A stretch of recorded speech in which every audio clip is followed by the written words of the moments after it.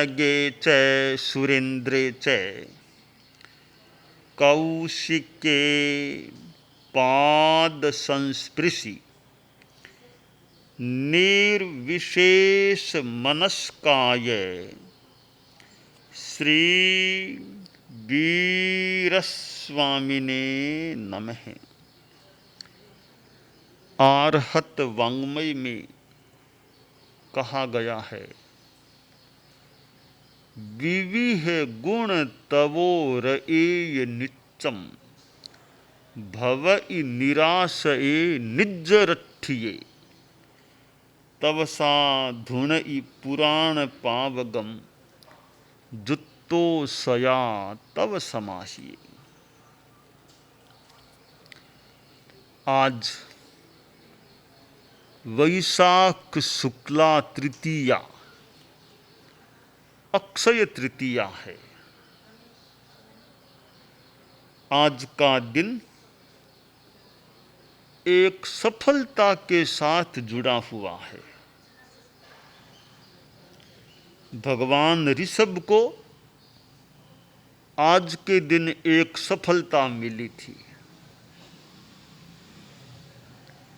चैत्र कृष्णा अष्टमी को दीक्षा स्वीकार करने वाले भगवान ऋषभ ने आज के दिन अपनी प्राकृतिक स्वाभाविक तपस्या की संपन्नता की सफलता प्राप्त की थी। एक प्रश्न है कि भगवान ऋषभ ने जो तपस्या उनकी हो गई, मान लो कि हो गई, जो भी हुआ, साधिक 13 मास का वह तप, 13 महीना 10 दिन करीब करीब मान लो वो तप हुआ, उनका तो वो एक भोजन न मिलने के कारण से हो गया, भिक्षा न मिलने के कारण से हो गया। उन्होंने संभवतः सलक्ष्य से कोई ऐसा तप नहीं किया, वो हो गया, पर हुआ वो बहुत लंबा तप हुआ। और कोई दूसरा उदाहरण इतिहास में है क्या? किसी ने 13 महीनों से ज्यादा दिनों का अनाहार का तप किया हो, एक भगवान ऋषभ के सिवाय। और संपूर्ण जैन इतिहास, अजैन इतिहास, कोई इतिहास में ऐसा कोई प्रसंग मिलता है क्या इतना लंबा तप किया हो? हमारे कई अच्छे अच्छे हमारे मुनीष प्रवर विराजमान हैं, साध्वी जी विराजित हैं, समणिया भी हैं, कोई विश्वविद्यालय में पठन पाठन करने वाले, स्वतः अध्ययन करने वाले, कोई शोध प्रबंध लिखने वाले, अनेक प्रकार के। तो उनकी जानकारी में कोई ऐसी बात हो कि भगवान ऋषभ के सिवाय दूसरा भी उदाहरण है जिन्होंने ऐसा तप साधिक 13 मास का यो अनाहार का लगातार तप किया हो, कोई शोध में एक अध्ययन में बात आई हो, तो मैं जानने की इच्छा रखता हूँ कि और कोई उदाहरण है क्या। मेरे ध्यान में तो अब तक दूसरा कोई नाम पूरे जैन इतिहास, अजैन इतिहास में, यानी हम तो अल्पज्ञानी लोग हैं, फिर भी सुनने में जानने में भी कोई नहीं आ रहा है। ऋषभ के सिवाय कोई दूसरा उदाहरण है क्या इतना लंबा तप तपने वाले? अगर नहीं है कोई दूसरा उदाहरण, तो भगवान ऋषभ तो अद्वितीय तपस्वी महापुरुष हो जाते हैं, अद्वितीय तपस्वी कि उन और कोई उदाहरण, अनुपम तपस्वी हैं, कोई उपमा, कोई उदाहरण जिनके बराबर समकक्ष रखा जा सके, ऐसा नहीं। तीर्थंकर तो सभी की हम तो भक्ति करते हैं, आसातनाथ की तो बात ही क्या, भक्ति करते हैं। 24 तीर्थंकरों में भी भगवान ऋषभ के समान इस प्रकार का तप तपने वाले और 23 तीर्थंकरों के नाम, कोई नाम आना कोई जानकारी में नहीं है। इसलिए भगवान ऋषभ एक प्रकार से हो सकता है अद्वितीय तपस्वी महापुरुष थे अनाहार के तप के प्रसंग में। तो एक तो यह शोध का विषय भी मैंने बता दिया, कोई के जानकारी में हो या जानकारी में आए तो बताए हमें कि दूसरा भी उदाहरण है भगवान ऋषभ से ज़्यादा या उनके समान यूँ अनाहार का तप करने वाले हैं।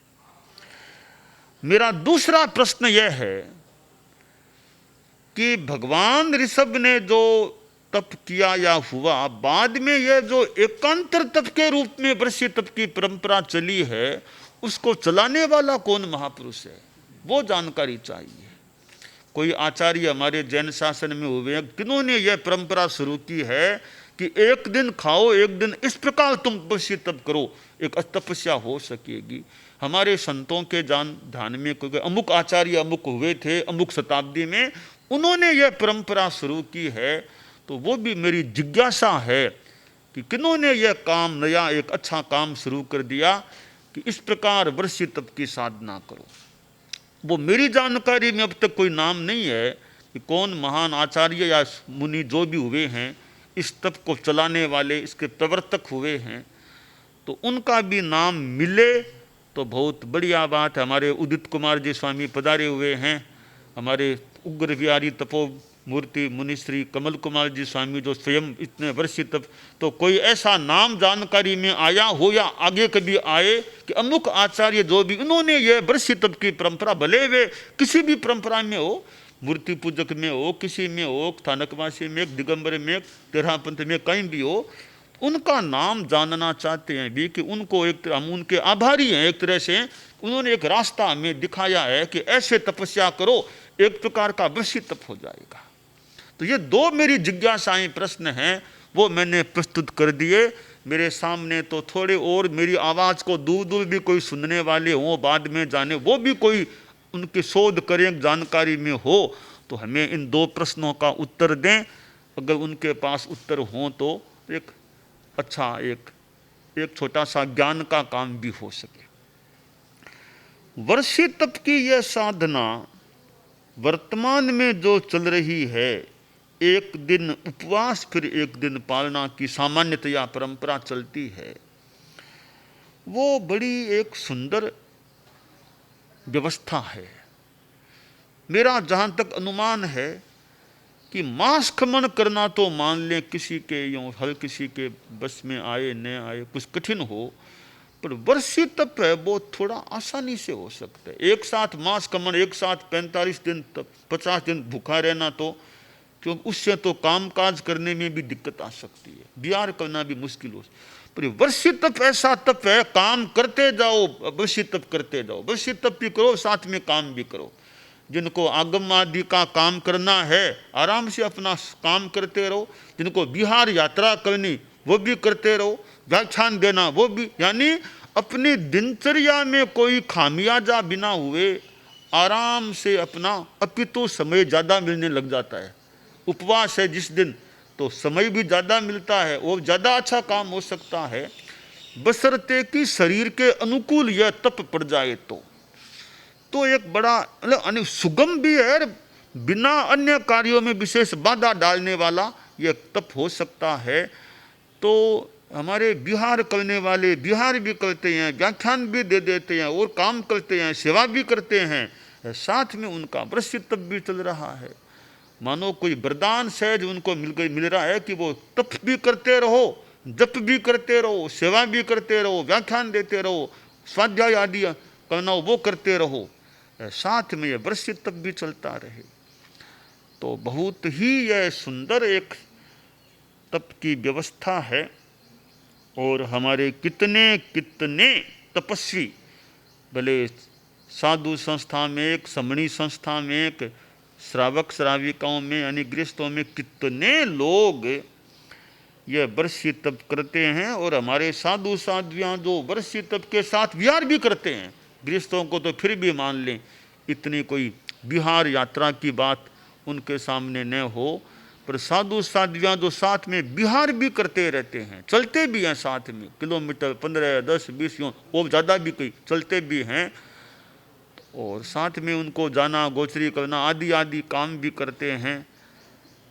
तो और भी जिनका जो काम है वो काम करते हैं, तो वो और भी विशेष बात हो सकती है। हालांकि गृहस्थों में भी वर्षीय तप साथ में घर का काम भी करते होंगे, कहीं घर में भी रसोई बनाना अपना काम करते होंगे, तो उनको भी अपना साथ में काम करना कोई पुरुषों को ऑफिस भी जाना और साथ में काम भी करना, तो अपना वो काम भी करना और यह तपस्या का काम भी करना, एक कुछ ज़्यादा एक श्रम वाली बात भी हो सकती है।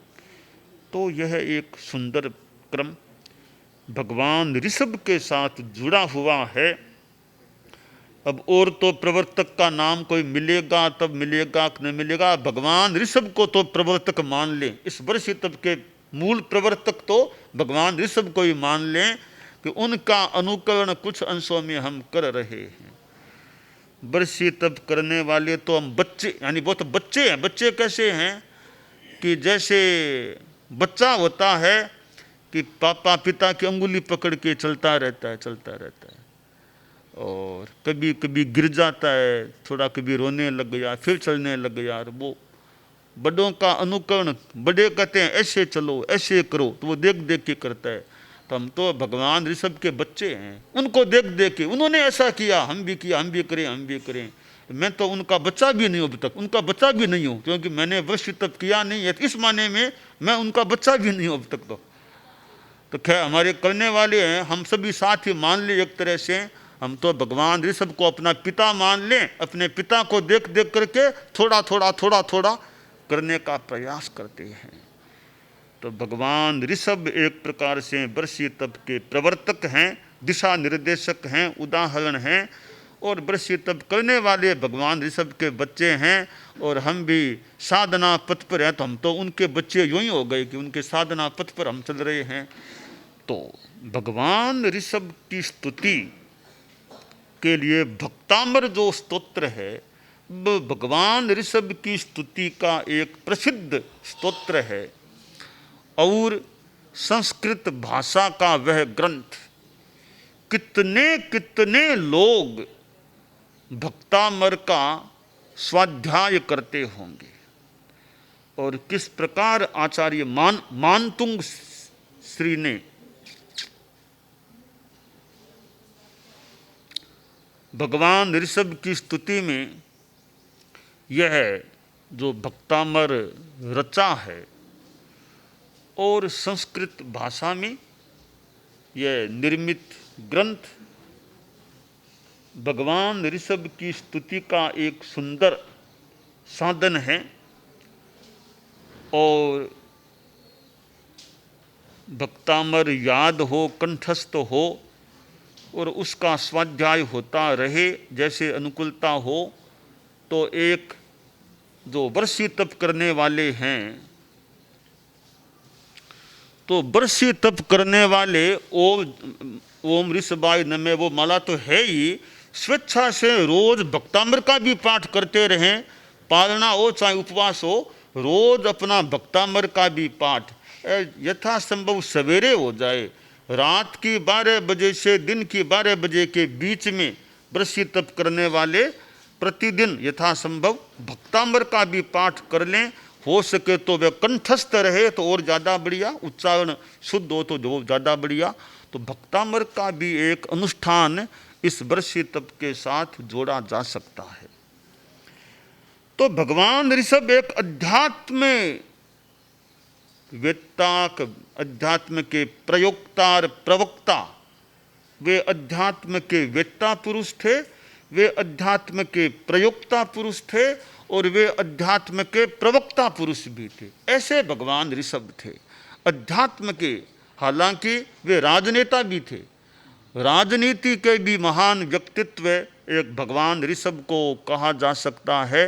राजनीति आज भी चलती है, पहले भी मानो चलती उस अपने ढंग से थी। तो राजनीति में जो काम करने वाले लोग हैं कि उनके भी नेता भगवान, वे भी अपना नेता कोई माने तो कि हमारे राजनीति के महान नेता तो भगवान ऋषभ हुए, तो वे अपने राजनीति की दृष्टि से, हम तो खैर ज़्यादा धर्मनीति के हिसाब से तो करते ही हैं, राजनीति के हिसाब से भी कोई महान व्यक्तित्व को जानना हो तो भगवान ऋषभ, राजा ऋषभ एक राजनीति के भी अच्छे मान लें एक प्रवर्तक व्यक्ति, राजनीति के एक व्यक्तित्व भी थे, और साथ में समाज से भी जुड़े हुए थे। उन्होंने किस प्रकार उस समय की जनता को प्रशिक्षण दिया, तो वे एक प्रशिक्षक ट्रेनर थे, एक वे ट्रेनर व्यक्ति भी थे साथ में। आजकल 93 लोग होते हैं, 93 लोग सोचें कि हमारी परंपरा के आदि पुरुष या मुख्य पुरुष तो भगवान ऋषभ ट्रेनर व्यक्ति थे, दूसरों को ट्रेनिंग देने वाले थे, कैसे काम करना, कैसे एक सामान्य जीवन जीने की ट्रेनिंग देने वाले भगवान ऋषभ थे। तो मैं भगवान ऋषभ को एक अध्यात्म वेत्ता के रूप में भी नमन करता हूँ, अध्यात्म प्रयोक्ता के रूप में भी नमन करता हूँ, अध्यात्म प्रवक्ता के रूप में भी नमन करता हूँ, और राजनीति के एक महान व्यक्तित्व के रूप में उनको एक प्रकार से जानता हूँ, और एक महान ट्रेनर व्यक्ति के रूप में, प्रशिक्षक व्यक्ति के रूप में भी मैं उनको मान रहा हूँ, जान रहा हूँ कि कैसे प्रैक्टिकल, कैसे थ्योरी के हिसाब से कैसे उन्होंने उस समय की जनता को ज्ञान दिया होगा।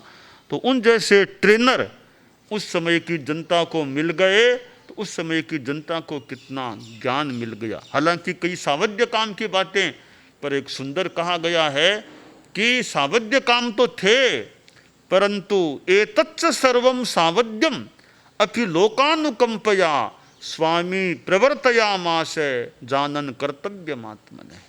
सुंदर कहा गया भगवान ऋषभ के लिए कि सावध्य काम जानते थे, सावध्य काम है, पर अभी मैं साधु नहीं, अभी मैं गृहस्थ हूँ, तो मेरा कर्तव्य है जनता को प्रशिक्षण देना, ज्ञान देना या सिखाना।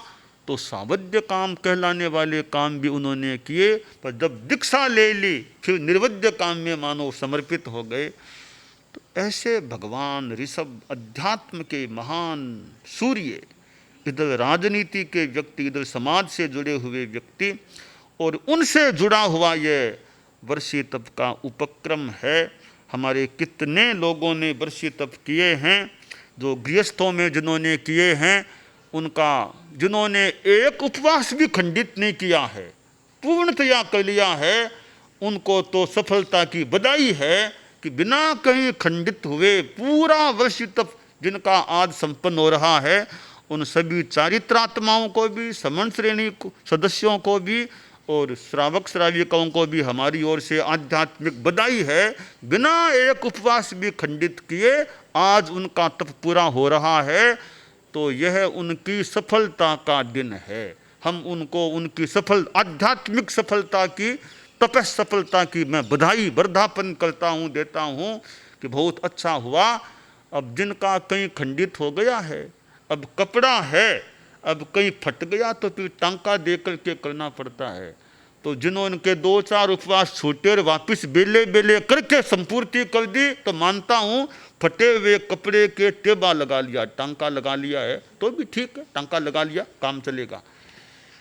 और जिनके खंडित हो गया फिर पूरा नहीं कर सके, तो उनको निराश नहीं होना चाहिए। कोरोना का काल और शरीर की स्थितियां बीच में पूरा नहीं कर पाई, छूट गया, तो भावना रखें, आगे फिर कभी प्रयास करें। संस्कृत का एक पाठ है, वो पाठ का हेडिंग है एक बारम पुनः प्रहरस्व, एक बारम पुनः प्रहरस्व।